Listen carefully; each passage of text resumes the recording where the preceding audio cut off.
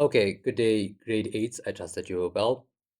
The short video is just a quick recap on some of the content that we know from algebraic expressions and algebraic equations. So it does not include everything, but it's just a mere revision on these two topics. So let's first start off with algebraic expression. So an expression contains three things. So this is a revision lesson, right? An algebraic expression first comprises of three things. It comprises of numbers and operations, and what makes it an algebraic expression is that it also comprises of variables. Now, a constant is, or numbers are basically numbers that do not change, right? For example, the number 5, I cannot change it to be 1000 or a million or -2. The number 5 is always the number 5, it's constant. Whereas a variable is basically a letter, any of the alphabets, A, B, C, X, Y, Z, that can represent any number, right? So from there, we looked at adding or subtracting like terms. So with regards to like terms, what makes a like term a like term? Right, that's an important question. It needs to have the same variable, and not only the same variable, the variable needs to have the same exponent. Let's look at a couple of examples. Let's say I'm asked to simplify this expression. I have 2x plus y minus 3x plus 5y, right? Now, in this case, I have to look for which term has the same variable and the same exponents. In that case, they are like terms. If they do not have the same variable and the same exponent, then they are unlike terms, and I cannot simplify that any further. So in this case, we have four terms. A term is separated by either addition or subtraction. I can see that 2x and -3x are like terms. So I say 2x minus 3x is -1x, or you can just say -x. And I can also see that y, remember there's an invisible coefficient of 1, 1y and 5y are like terms. So I can just add the coefficients together. 1 plus 5 is 6, and y. Remember, the coefficient is the number that's in front of the variable, and it's been multiplied to the variable. And we do not touch the exponents of the variable. This is not the first law of exponents. The first law of exponents states that when multiplying and the bases are the same, then we add the exponents together. We keep the common base and we add the exponents together. But in this case, we just simplify as such. And I cannot add these two together. It's like adding apples and oranges. You cannot simplify it anymore. They are two different terms. They are unlike terms, and this is the furthest I can simplify. So it's equal to this. So that's the basics of algebraic expressions. Remember, if I have something like this, like if I'm required to simplify 5x squared minus 3x plus 2x minus x squared plus 5, right? And if I'm required to simplify this algebraic expression, so let me just fold this page. If I'm required to simplify this algebraic expression, right, what I need to do, I first, right, so what I first need to do is look for my like terms. I can see that 5x squared and negative x squared are like terms. Although it has x, but although this is x and this is x as well, the exponents are different. This is x raised to the power 2, and this is x raised to the power of the invisible exponent 1. They're unlike terms. It's like adding red apples to green apples. Although they both are fruits, although they both are apples, but they're different colors. Thus, they are different. And like terms are the same as well. They need to have the same variable and the same exponent. So 5 minus 1x is 4x squared, right? There's an invisible 1 here. So 5 minus 1, that's 4, and I keep the variable as x squared. Now, these two are like terms. Negative 3x plus 2x. So negative 3 plus 2 is negative 1. So it's minus 1x. And 5 doesn't have, there's no other numbers that I can add to 5. So I just drop it down as plus 5. So my final answer is 4x squared minus 1x plus 5. The distributive property is also quite important. And we know that when we apply the distributive property, it's the number that is outside of the brackets that is being multiplied to every single term that is inside the brackets. For example, if I'm given the expression 2 into x plus, let's say, x squared, for example, I'm going to take 2 and I'm going to distribute it, that is multiplied to every term in the brackets, which is equal to 2 times x is 2x, and 2 times x squared is plus 2x squared. And these two, now I look to see if there's any like terms. These two are unlike terms, so my final answer is 2x plus 2x squared. Right. So in this case, you need to also remember some of your laws of exponents. For example, if I have x cubed into x squared plus x, for example, I'm going to take x raised to the power 3 and I'm going to distribute it inside the brackets. So I need to apply the first law of exponents. When multiplying and the bases are the same, I add the exponents. I keep the common base, but I add the exponent. So it's x raised to the power of 3 plus 2 plus, that's the operation, x raised to the power of 3 plus 1. There's an invisible exponent of 1 by the x. So it's x raised to the power of 5 plus x raised to the power of 4. And I cannot simplify that any further. Moving on from there, there's also simplification of fractions. So let's look at this example. Let's say I have x raised to the power of 3 minus x squared. Let's say I have, let's make it interesting, 10 and this is 5, and it's all divided by 5x. So I have 10x cubed minus 5x squared all divided by 5x. So what you should not forget, I'm going to use the back of the page. You should not forget, if I give you an expression, or if I give you these two fractions to add together, let's say I give you 3 over 2 plus, let's make this 6 over 2, right? The key of adding fractions or subtracting fractions is that they both need to have a common denominator. If they do not have a common denominator, then you need to find the lowest common denominator and ensure you have a common denominator. Why do we need a common denominator? It's because our solution, the sum, will have a common denominator of 2, and I merely add the numerators together. So if this is true, you'll agree that the opposite is also true. That if I'm given this term, which is 3 plus 6 all over 2, I can split it up into two fractions, which is 3 over 2 plus 6 over 2. Now, keep that in mind when looking at this fraction. I can split this fraction into two fractions as well.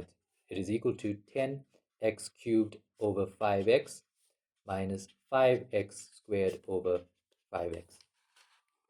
Now I can divide the coefficients, and how do I deal with the x's? Remember, there's an invisible exponent of 1. How do I deal with the coefficients? I can divide them together. But with the variables, I need to apply the second law of exponents. I know that a fraction is the same thing as division. The numerator is being divided by the denominator. So I'm going to, when dividing fractions, I keep the common base and I subtract the exponents. The first exponent minus the second exponent. So 10 divided by 5 is 2. X cubed divided by x raised to the power 1 is x raised to the power 3 minus 1. Minus 5 divided by 5, any number except for 0 that is divided by itself is always equal to 1. So it's going to be, so basically it divides off to 1. So x squared divided by x raised to the power 1 is x raised to the power 2 minus 1. So this is equal to 2x squared minus x raised to the power of 1. And that is my final answer from there. Okay. Right. So expressions is not very difficult to simplify. You just need to follow the correct procedure. The next topic we're going to look at is algebraic equations very quickly. Right? And we looked at a couple of examples in class, so you need to go over all the examples that we looked at in class. Let's look at a simple example like x plus 1 is equal to 5. To solve an algebraic equation, I need x to be on itself. I'm going to solve for x. That's the instruction, to solve for x. So I need to isolate x. So mathematically, what we need to do is take away this 1. So we use the additive inverse of 1, which is -1. So I'm going to add -1 to the left-hand side and the right-hand side. So I'm going to subtract 1 on the left, and I'm going to subtract 1 on the right in order to keep the equation balanced. An equation is basically a scale. The left-hand side has to always be equal to the right-hand side in every single step. And there's no equal to sign like an expression on the side. There's only one equal to sign that's in the middle, separating the left-hand side, which is equal to the right-hand side. So an easier way to solve this equation is to think of a number or a value that's jumping over the fence. Now, this doesn't sound mathematically sound, but the reason why, if somebody ever asks you, why are you taking a number over to the other side, you will actually say that you need to subtract 1 to both sides of the equation. That is why I taught you that to think of taking a number to the other side of the equation, the sign has to change whenever it jumps the fence.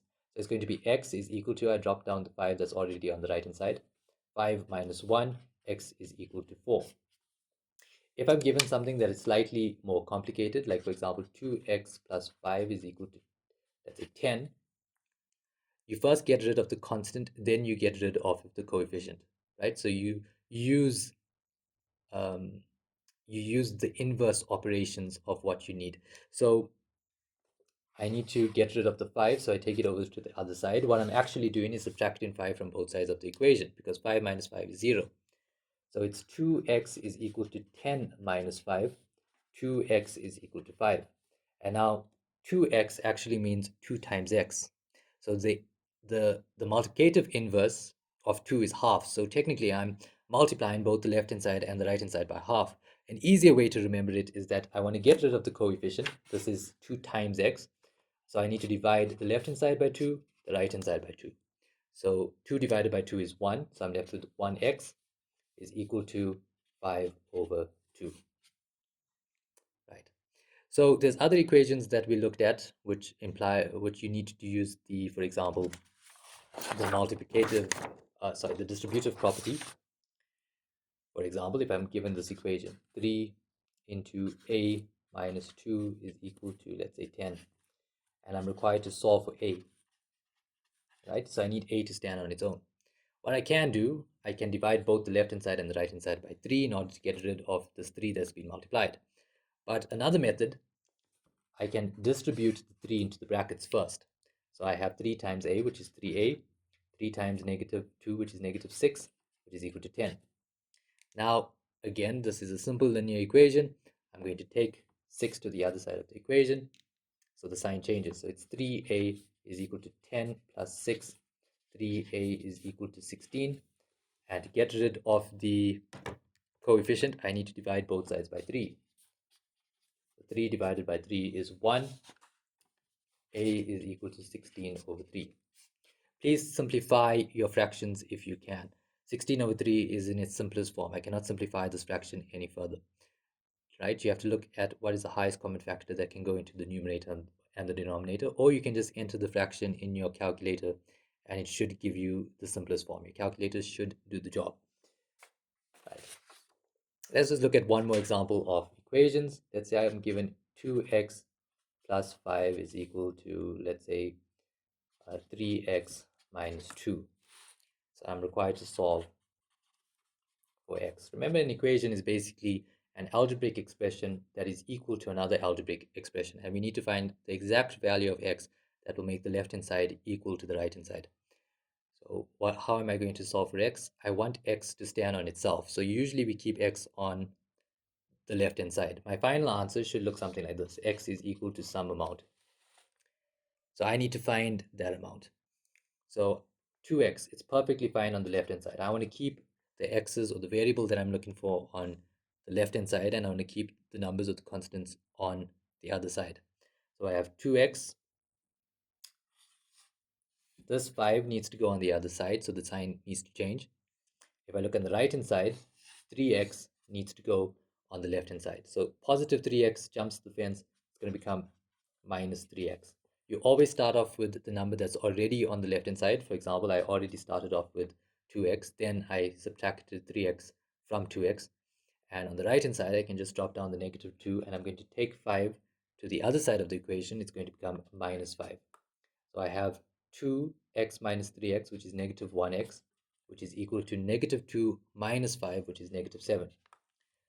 Right. Now to solve the equation, I divide both sides by the coefficient. And remember, the coefficient of x is negative 1. Right? So the negative 1, it's the value that's been multiplied to the variable. So I divide the left-hand side by negative 1 and the right-hand side by negative 1. The negative 1 divided by negative 1 is 1. X is equal to 7. Now the last thing that could be tested for algebraic equations is word problems. And I explained the procedures to solve a word problem. You need to firstly read the problem very carefully, right? Thereafter, you need to understand, when you read the problem, you need to understand, what am I looking for? Whose age am I looking for? Or what date am I looking for? Or how many objects was in the bag, depending on what the scenario reads. And every word problem is different. So you need to build up the skills. And I gave you enough examples of word problems in class. You need to read the problem. You need to let an unknown be x, or any variable, but x is the most commonly used variable in mathematics. So let's say you want to find Sarah's age. You say let Sarah's age be x. And lastly, you need to formulate or to write an equation, an algebraic equation. So you need to form an equation from the scenario. Maybe the sum of their ages is 30. So you add to get both together, and it adds up to 30. And lastly, you need to solve that equation. The equation, right? And once you solve the equation, because your question is in a paragraph or in a sentence, it's most likely, or it's reasonable, to write your answer in a sentence. So for example, if you said let Tom's age be x, and you found that x is equal to 10 at the end, your final sentence is that therefore Tom's age is 10. Okay, thank you, grade 8s. I wish you all the best.